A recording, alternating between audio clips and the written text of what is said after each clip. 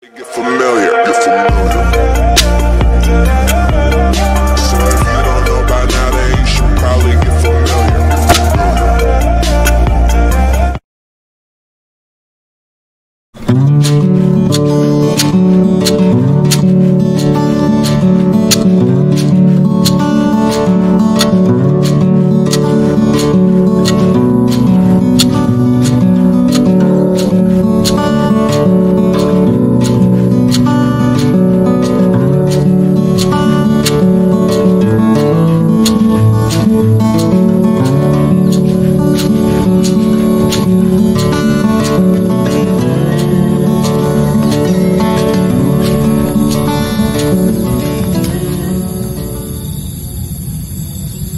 Bismillahirrahmanirrahim.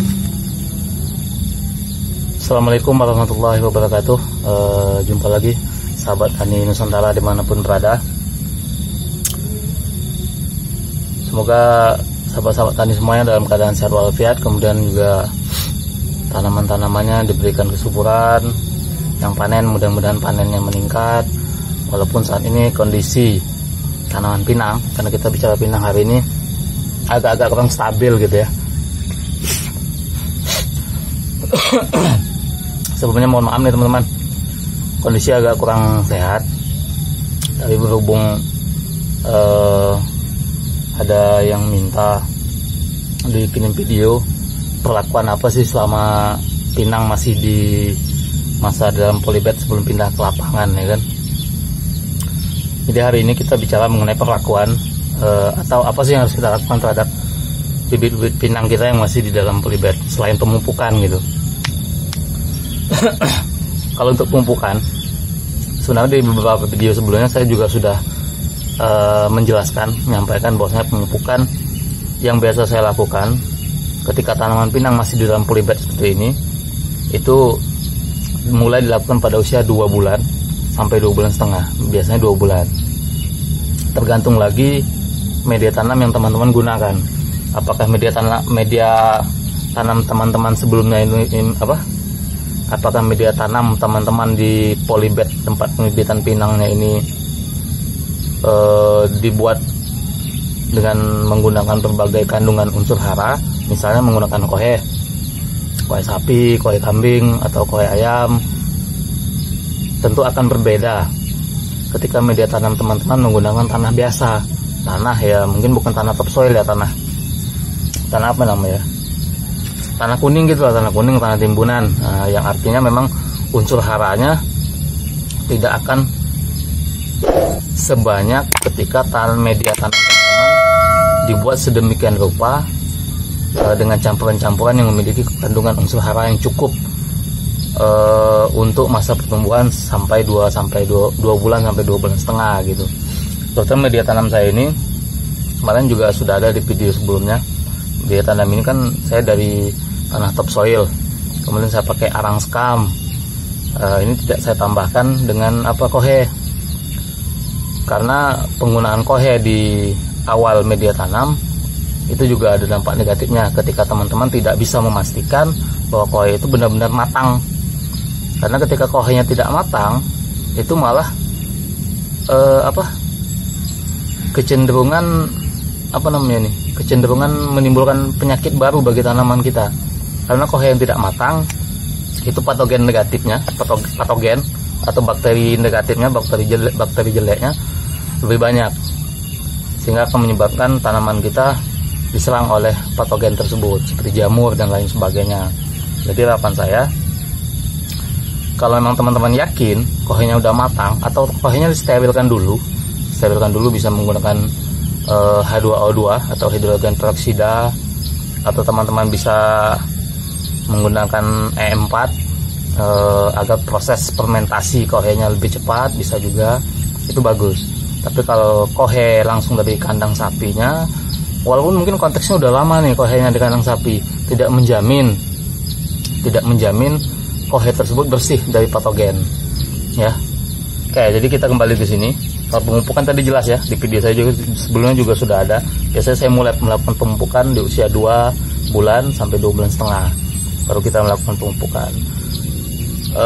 Hari ini bibit pinang yang ada di depan kita ini, inilah pesanan dari teman kita. Tulis di sebelah sana juga ada. Yang itu udah selesai. Tinggal yang ini. Yang ini usianya lebih kurang 1 bulan. Sekitar 25 harian lah, lebih kurangnya 25 hari. 25 hari tambah 25 lebih 25.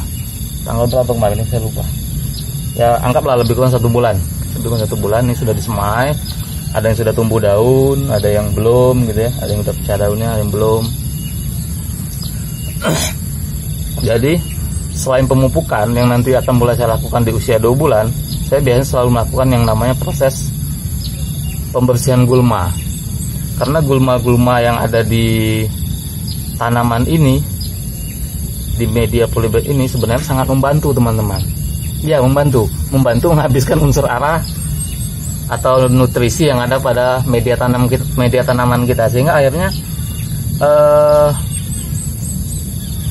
tanaman yang memang ingin kita budidayakan ini, pinang yang ada dalam polybag ini akan mengalami kekurangan unsur hara karena terjadi perebutan, terjadi kompetisi antara pinang dan gulmanya. Jadi untuk itu pembersihan gulma pada tanaman atau bibit pinang yang masih di dalam polybag itu juga sangat diharuskan, diwajibkan lah bahasanya. Kalau mau bilang diwajibkan supaya unsur hara yang tadinya tersedia, baik itu tersedia secara alam maupun memang kita sediakan dari kohe-kohe pada waktu penyiapan media tanam,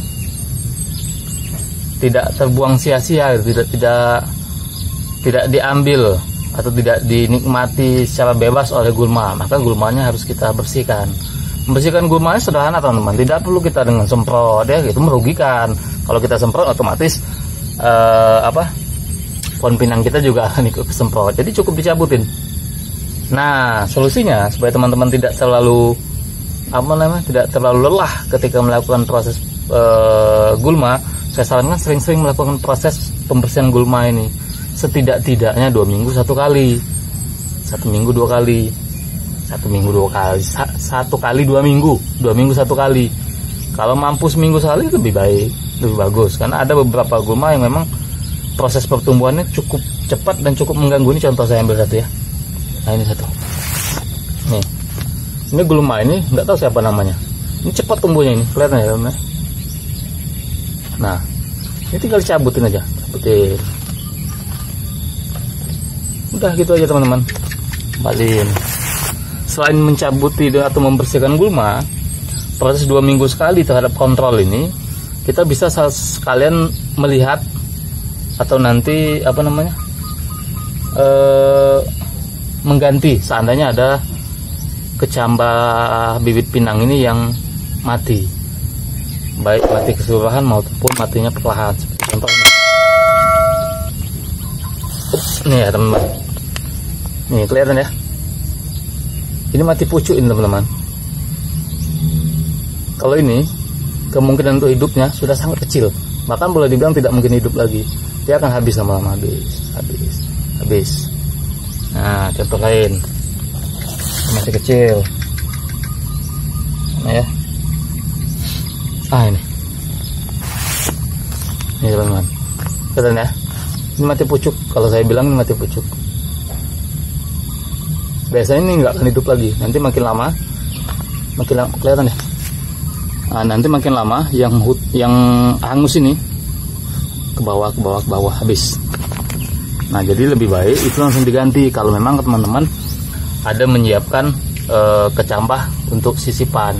Makanya saya selalu ingatkan, setidak-tidaknya ketika teman-teman berkeinginan untuk menanam 1000 biji, siapkanlah setidaknya 10% dari jumlah tanaman yang akan ditanam. Misalnya 1000 biji, siapkanlah 1100 untuk disemai. Karena dari 1100 itu yang disemai, biji yang disemai, belum tentu semuanya hidup. Ini contoh ya, ini nggak hidup.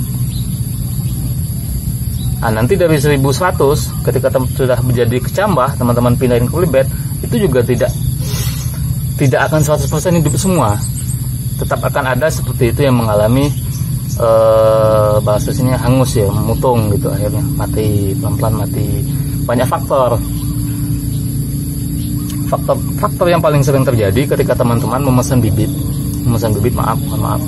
memesan bibit dengan jarak yang agak jauh. Kemudian ketika sampai, bibit tidak langsung disemai, bibit tidak langsung dimasukin ke polybag, atau bibit tidak dilakukan perlakuan khusus. Kenapa? Karena proses pengiriman yang cukup jauh itu akan membuat bibit yang berada dalam packingnya, kalau boleh dibilang tuh mengalami dehidrasi gitu ya, dehidrasi, kekurangan air, sehingga akhirnya ketika bibit sampai, akarnya itu tidak apa namanya, tidak seperti akar bibit yang baru dicabut yang masih putih, dia sudah mulai menguning, sudah mulai berwarna mati gitu, warna apa ini ya, berwarna mati gitulah ininya.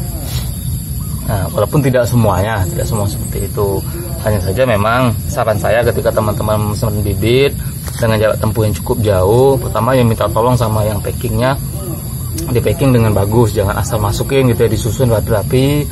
Kemudian usahakan memang dalam waktu dikirim bibitnya dalam keadaan lembab. Kemudian juga ketika sampai cepat dikeluarkan dari packingnya, dikenakan angin bebas dulu, kemudian disiram biar basah. Nah, ya. Oke teman-teman, jadi itu intinya hari ini salah satu proses yang kita lakukan selama masa pembibitan di polybag. Selain memang pemupukan yang biasanya saya lakukan di usia 2 bulan, kita lakukan pembersihan gulma. Usahakan ya 2 minggu 1 kali, kalau bisa 1 minggu 1 kali itu lebih bagus. Dengan terjaganya kebersihan di polybag kita ini, insya Allah tanaman kita juga akan subur dan tidak terjadi kompetisi dalam menyerap unsur hara. Artinya seluruh unsur hara yang tersedia dalam media tanam polybag kita akan diserap secara maksimal oleh tanaman pinang kita. Oke, terima kasih. Lain kali kita bahas mengenai yang lain. Nah, insya Allah mungkin 1 minggu lagi kita bahas mengenai pemupukannya. Jadi untuk teman-teman yang ada pertanyaan atau ada request video yang mau dibuat, silahkan ditulis di kolom komentar. Terima kasih. Assalamualaikum warahmatullahi wabarakatuh.